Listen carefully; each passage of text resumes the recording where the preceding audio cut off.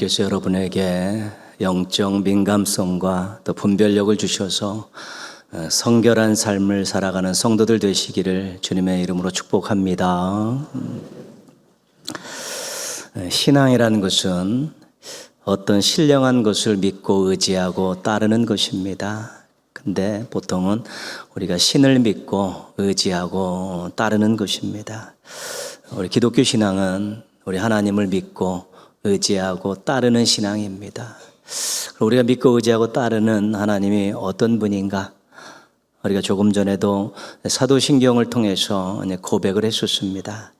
나는 전능하신 아버지 하나님, 천지의 창조주를 믿습니다.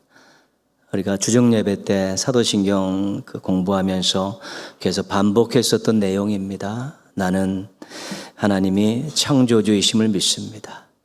나는 하나님이 아버지이심을 믿습니다. 나는 하나님이 전능자이심을 믿습니다. 이것이 우리가 하나님에 대한 고백입니다.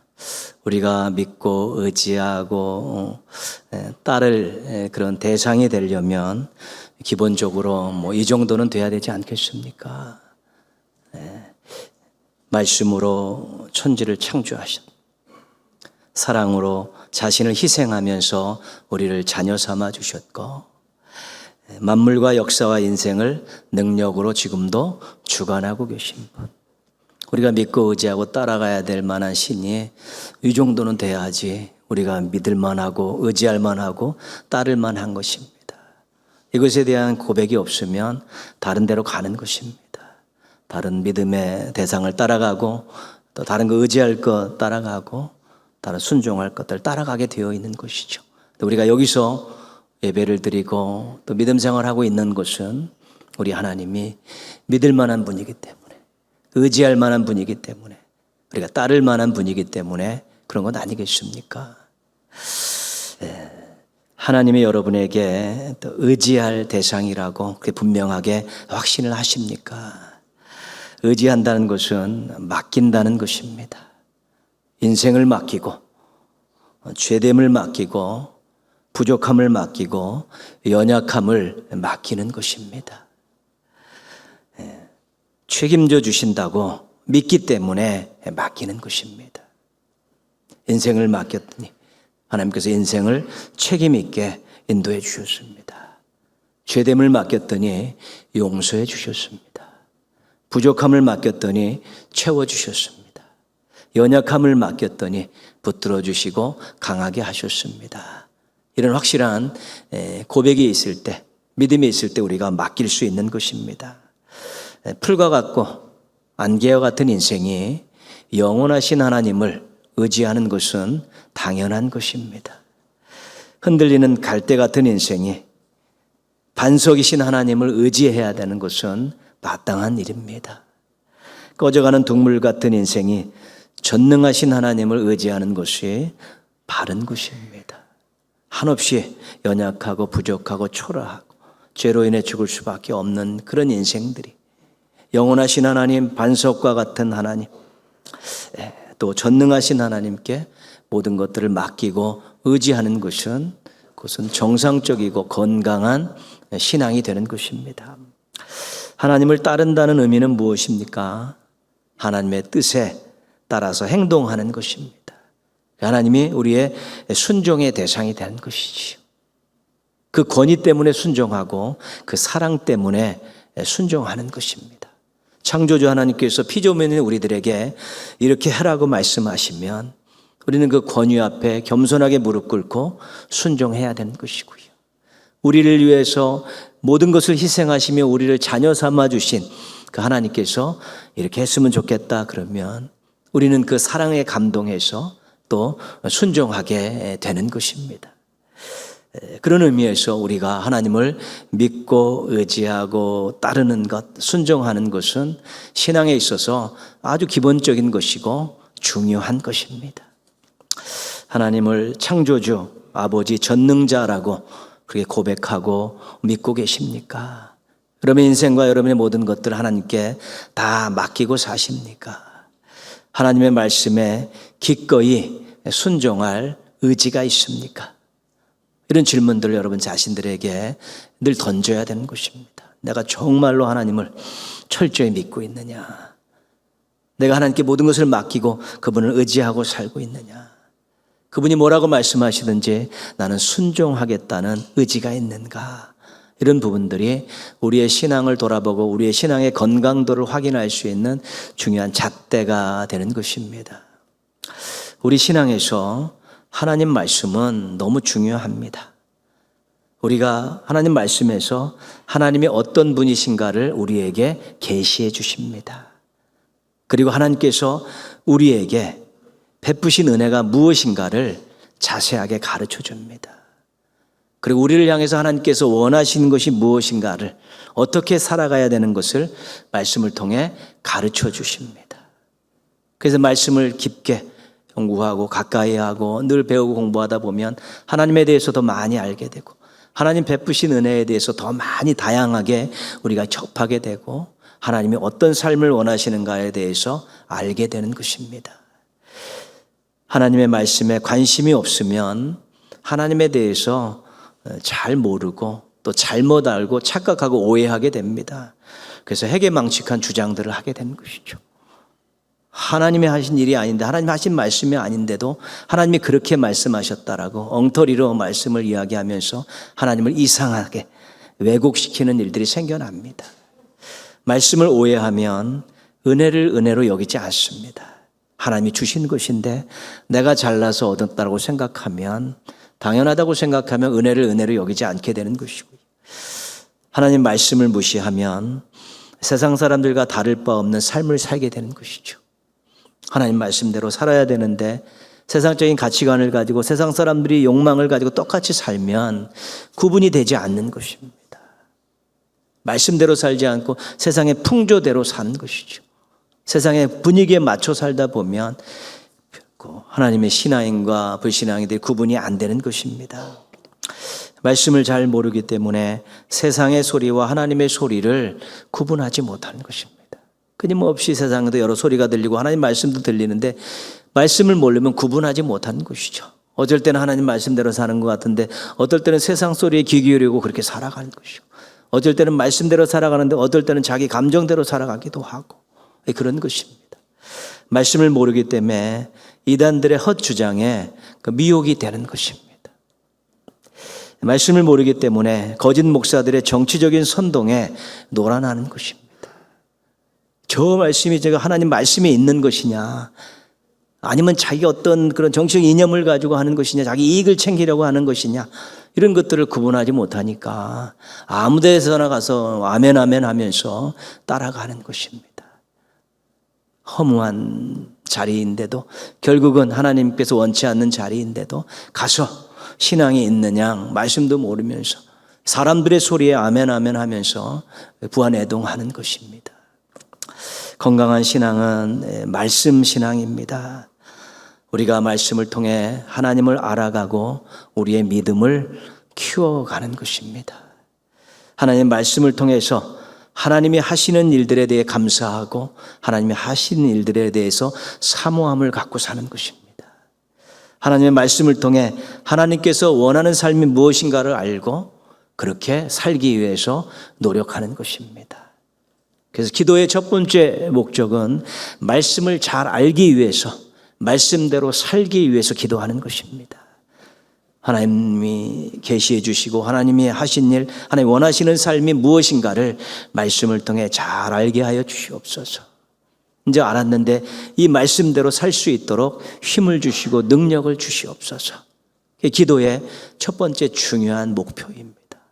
그리고 이 땅을 하나님의 자녀로 구원받은 자로 하나님의 백성으로 살다 보니까 하나님께 더 큰 영광을 올려드리고 싶고 사람들을 더 사랑하고 싶고 세상을 더 아름답게 만들고 싶어서 하나님, 저의 인생에 이것이 필요합니다. 하나님, 저에게 이런 것이 있으면 하나님대로 살 수 있고 하나님께 더 영광 돌리고 사람들을 더 사랑하며 살 수 있을 것 같습니다. 그래서 또 자기의 필요를 하나님 앞에 구하는 것입니다. 건강한 신앙을 꿈꾸신다면 말씀과 친밀해져야 되고 말씀 중심대로 살아야 되고 말씀에 순종하는 그런 아름다운 모습들이 있어야 되고 그렇게 살기 위해서 부단히 기도할 수 있어야 되는 것입니다.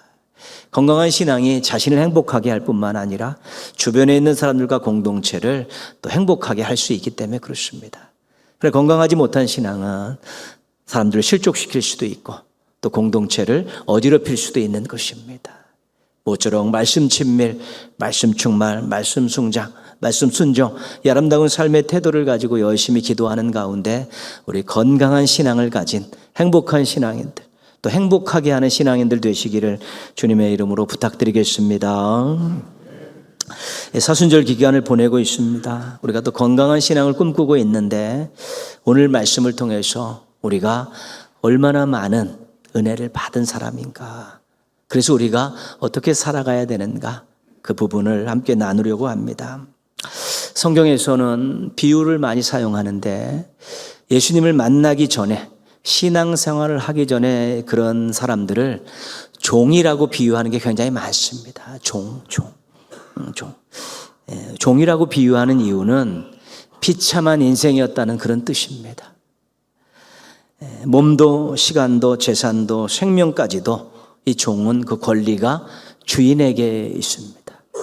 주인이 그 사람의 몸과 시간, 또 때론 가족과 그다음 생명까지도 주인이 다 가지고 있는 것입니다.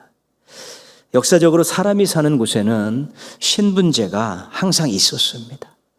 이렇게 등급을 나누어 갖고 사람들을 차별하죠. 군림하는 자가 있고 또 섬기는 자가 있고, 숙명적이고 세습적인 고정된 계급제도입니다. 그리스 로마 신화에도 신들도 계급이 있습니다. 섬김을 받고 군림하는 신이 있고 그 신을 섬기는 그런 하급의 신들이 이렇게 존재하죠. 그러니까 어디서든지 신분제는 다 있었습니다. 그중 가장 낮은 신분이 이 종입니다. 종. 누군가를, 계급이 높은 사람들을, 신분이 높은 사람들을 끊임없이 섬기는 것이지. 자유와 권리가 없는 비참한 존재들이 바로 종입니다. 종. 조선시대도 여전히 있었고 성경의 배경이 되는 그리스 로마 시대 때도 여전히 신분제가 있었고요. 지금도 세상 곳곳에 신분제는 여전히 존재하고 있고요. 또 옛날과 같은 신분제는 아니지만 그 신분제라는 그런 사고방식과 가치관을 가지고 사람들의 등급을 나누고 자신은 군림해야 되고 지시해야 되는 사람이고 다른 사람은 거기에 따라가야 된다라는 그러한 신분제적 사고방식을 가지고 살아가는 사람들이 있습니다. 재물이 조금 있다고 해서, 사회적인 지위가 높다고 해서 그렇게 신분제적인 그런 사고방식을 가지고 사람들을 하대하고 함부로 생각하는 일들이 있다는 것입니다. 종들이 어떻게 비참한 삶을 살았는가 경험해 보신 분이 그렇게 많지 않지만 우리가 드라마나 이런 책 같은 데 보서 그 종들의 그 비참한 삶들을 우리가 어느 정도 짐작을 하고 있습니다.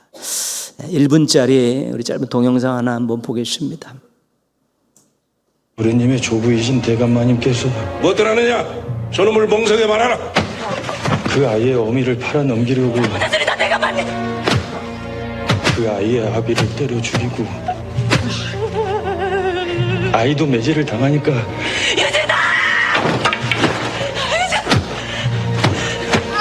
그 어미가 태중의 도련님과 다음엔 여기입니다. 만삭이셨던 아시마님을 인질로 잡고 멀리, 아주 멀리 가 있지.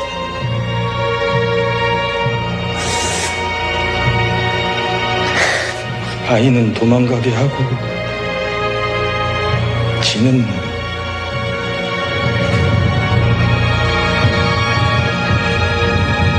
우물에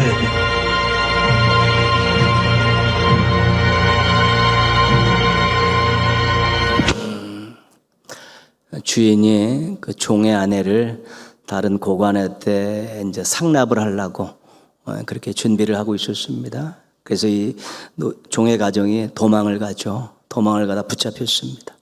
와서 그 남편은 맞아 죽고 아이까지 두드려 패니까 이 아내가 그 주인 댁 그 며느리, 임신한 며느리를 협박해서 그 아이를 도망시키죠. 그리고 자신은 우물에 몸을 던져서 자살을 하는 그런 내용입니다.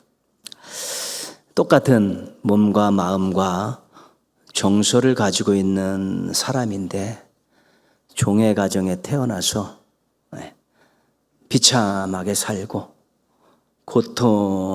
삶이 고통인 그런 존재들로 살아가는 것입니다. 태생이 그렇게 되어 있는 것이죠. 그래서 우리가 성경에서 우리를 예수 믿기 전에 우리를 종이라고 이야기할 때 사실 우리는 비참하다는 것, 신앙적으로 볼 때 자유와 권리가 없는 그런 비참한 삶을 사는 인생들이었다, 이렇게 이야기하는 것입니다.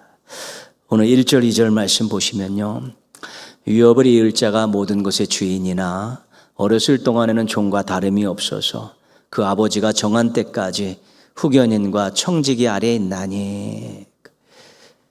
주인집 아들이 성년이 되기 전까지는 권리를 행사를 못합니다. 후견인과 청지기 아래에서 훈련을 받고 때로는 못된 후견인 청지기 만나면 구박도 받고 그렇습니다. 여기서 후견인과 청지기는 율법을 말하는 것입니다. 유대인들 이야기합니다. 유대인들이 율법에 종노릇하며 살았다는 것입니다. 율법을 어기는 죄를 짓지 않기 위해서 율법의 종이 되어 사는 것이고요. 율법이 정죄하는 것을 그대로 받으면서 그렇게 살아왔고요. 율법을 아무리 잘 지켜도 구원받을 수 없고, 율법은 아무리 잘 지키려고 해도 100% 지킬 수 없기 때문에 율법을 지키기 위해서는 구원을 받을 수 없는데, 그럼에도 불구하고 율법을 지키려고 죄를 짓지 않으려고 그 정죄를 당하면서 100% 이르지 못하면서도 그대로 살려고 노력하다 보니까 그것이 율법의 종노릇하며 사는 거라는 것입니다. 유대인들 이야기입니다. 3절 말씀 봅니다. 이와 같이 우리도 어렸을 때에 이 세상의 초등학문 아래에 있어서 종노릇하였더니. 이방인들 이야기입니다. 이방인들은 세상의 그런 초등학문 아래서 종노릇했다는 것이죠. 철학이나 수사학이나 지혜가 있다는 사람들도 그 학문에 몰입하고 그 학문을 가르치기도 하지만 그것 가지고는 구원받을 수 없었던 것입니다. 일반 백성들이 미신적인 사고에 사로잡혀서 그것 안 하면 벌 받을까 봐, 그것 해야지 복 받을까 봐 노심초사하면서 그렇게 살았던 그런 모습들을 이야기하는 것입니다. 율법의 종노릇 하지 않았지만 세상의 학문과 그런 미신적인 사고에 사로잡혀서 종노릇하며 살았던 것이 모든 이방인들이라는 것입니다. 우리 그렇지 않습니까? 이사만 가더라도 손 없는 날 따져갖고 이사하려고 여전히 그날 손 꼽고 있는 사람들이 있지 않습니까? 묶여 사는 것입니다. 벌 받을까봐, 손해볼까봐 묶여 사는 것인데, 그런 것들을 성경에서 다 종노릇이라고 이야기하는 것입니다. 구원에 이르지 못하지, 그거에 묶여서 두려운 마음을 가지고 해를 당하지 않으려고 그렇게 살아가는 모습들, 또 거기서 그렇게 잘하면 무언가 구원을 받을까 하는 그런 모습들을 가지고 살아가는 것을 종노릇이라고 이야기하는 것입니다. 구원받기 이전에 우리들의 모습입니다. 하나님 아닌 다른 것에 묶여서 종노릇하는 인생이 우리가 예수님 믿기 전에 우리들의 모습이라는 것입니다.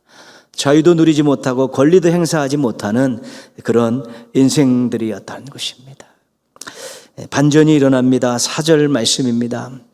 때가 차면 하나님이 그 아들을 보내사 여자에게 나게 하시고 율법 아래에 나게 하신 것은, 하나님께서 그 아들 예수님을 보내주셨죠. 여자에게 나셨다는 것은 인간의 몸으로 있고 나게 하신 것이고, 율법 아래에 나게 하신 것은 유대인으로 태어나게 하셨다는 것입니다.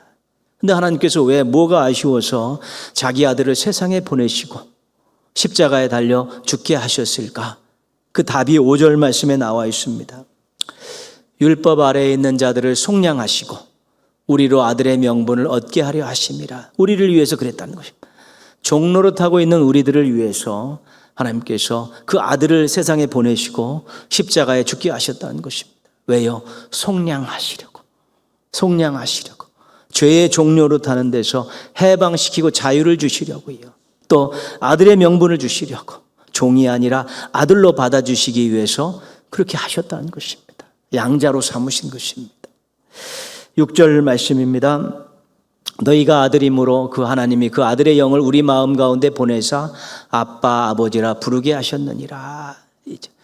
예수님께서 오셔서 우리를 속량하시고 자유를 해방하고 자유를 주시고 양자로 삼게 됐죠. 성령님께서 오셔서 그 양자인 우리 마음속에서 하나님을 진정한 아버지로 부르게 만들어 주셨다는 것입니다. 그래서 우리가 하나님의 자녀가 된 것입니다. 성경을 보면 하나님께서 하신 일에는 항상 긍정적이고 좋은 변화가 일어났습니다. 우리에게 주신 은혜 가운데 좋은 변화, 긍정적인 변화의 첫 번째는 상태의 변화입니다. 상태의 변화입니다. 상태의 변화의 대표적인 것이 해방입니다. 해방. 출애굽 사건은 해방 사건입니다. 애굽에 종로로 타던 그 백성들을 하나님께서 해방시켜 주셨습니다. 바벨론에서 70년간 포로 생활하던 종로로 타던 이스라엘 백성들을 하나님께서 해방시켜 주신 사건이 포로 귀환의 사건입니다. 예수님의 십자가 죽으심으로 속량을 주신 것, 우리에게 자유를 주신 것, 예수님의 피값 목숨값을 지불하시고 우리에게 자유를 주신 이 구속의 사건도 해방 사건입니다. 로마서에서는 이렇게 이야기합니다. 너희는 율법에서 해방됐다, 자유를 얻었다. 너희는 죄에서 해방됐다, 죄에서 자유를 얻었다. 너희는 사망에서, 죽음에서 해방되었다, 자유를 얻었다. 그렇게 이야기하고 있는 것입니다. 다른 하나는 신분의 변화입니다. 신분의 변화. 출애굽한 백성들이 시내산에 와서 하나님의 백성이 되었습니다. 애굽의 종에서 하나님의 백성으로 신분의 변화가 일어난 것입니다. 호세아서에서는 하나님께서 이스라엘 백성들에게 남편이 되어 주시겠다고 이야기합니다. 우상의 아내였던 타락한 이스라엘 백성들을 하나님의 아내로 받아들이시겠다는 하나님의 약속이었습니다. 그리고 예수님의 십자가의 죽으심으로 성령님의 역사하심으로 우리가 자녀가 되었습니다. 하나님의 그동안에는 사탄과 세상을 쫓던 그런 인생들이 이제 하나님의 자녀가 돼서 하나님을 아버지로 부를 수 있게 된 것입니다. 우리가 하나님이 자녀가 된 대표적인 말씀이 요한복음 1장 12절 말씀 아닙니까? 영접하는 자, 곧 그 이름을 믿는 자들에게는 하나님의 자녀가 되는 권세를 주셨으니 그렇습니다. 그래서 우리에게 예수님이 이 땅에 오셔서 예수님이 우리를 위해 십자가에 달려 돌아가심을 통해서 우리가 죄의 종로로 타서 이제 해방이 돼서 자유의 몸이 되었고, 이제는 우리가 죄의 종에서 하나님의 자녀로 바뀌는 놀라운 역사들을 우리가 경험하게 되었다는 것입니다. 이것이 우리가 인생에 받은 아주 큰 일이라는 것입니다. 7절 말씀 한번 보시면요. 그러므로 내가 이후로는 종이 아니요 아들이니 아들이면 하나님으로 말미암아 유업을 받을 자니라. 이제 자녀가 됐는데 자녀의 귀한 특징 중에 하나가 유업을 받는다는 것입니다. 아버지로부터 상속을 받을 수 있다는 것입니다. 유다서 3장 7절은 이것을 이렇게 이야기합니다. 우리로 그의 은혜를 힘입어 의롭다 하심을 얻어 영생의 소망을 따라 상속자가 되게 하려 하심이라. 우리가 하나님의 자녀가 되었는데 무슨 권리가 있냐면 상속권이 있다는 것입니다. 하나님은 창조주 하나님으로서 온 우주 만물의 주인이십니다. 우리 하나님이 가지고 계신 그 모든 것들에 우리에게 상속권이 부여가 된 것입니다. 그런데 그 많은 상속받을 것 중에서 우리가 하나님 나라만 상속받아도 우리는 충분한 것입니다. 만족한 것입니다. 행복한 것입니다. 하나님 나라 이외에 더 큰 것이 어디 있습니까? 우리 하나님의 자녀이기 때문에 하나님 나라를 상속받을 수 있고 그 안에서 하나님과 함께 영생을 누릴 수 있다는 것입니다. 우리가 세상의 종이었고 사탄의 종이었고 죄의 종이었고 사망의 종이었었는데 하나님이 아들을 보내주시고 예수님이 십자가의 죽으심을 통해서 우리가 자유의 몸이 되었습니다. 자유를 얻게 되었다는 것입니다. 갈라디아서 5장 13절을 같이 한번 읽겠습니다. 형제들아 너희가 자유를 위하여 부르심을 입었으나 그러나 그 자유로 육체의 기회를 삼지 말고 오직 사랑으로 서로 종노릇하라. 주신 자유가 우리에게 주어졌는데 그것을 가지고 자기의 이익과 쾌락과 세상락 즐기는데 사용하지 말고 서로 종노릇하면서 사랑하며 살아라. 그 자유를 가지고 섬기며 살아라, 사랑하며 살아라, 그렇게 말씀하고 계신 것입니다. 자유 얻었다고 방종하면서 자기 쾌락을 지고 자기 이익을 위해 살지 말고 종로를 하면서 섬기며 사랑하며 살아라. 그렇게 우리에게 말씀하고 계신 것입니다. 요한복음 10장 18절도 같이 한번 읽겠습니다. 이를 내게서 빼앗는 자가 있는 것이 아니라 내가 스스로 버리노라. 나는 버릴 권세도 있고 다시 얻을 권세도 있으니 이 계명은 내 아버지에게서 받았노라. 예수님께서는 버릴 권세도 있고 얻을 권세도 있으셨다는 것이죠. 십자가 지지 않으셔도 됐다는 것입니다. 이 땅에 오지 않으셔도 됐다는 것입니다.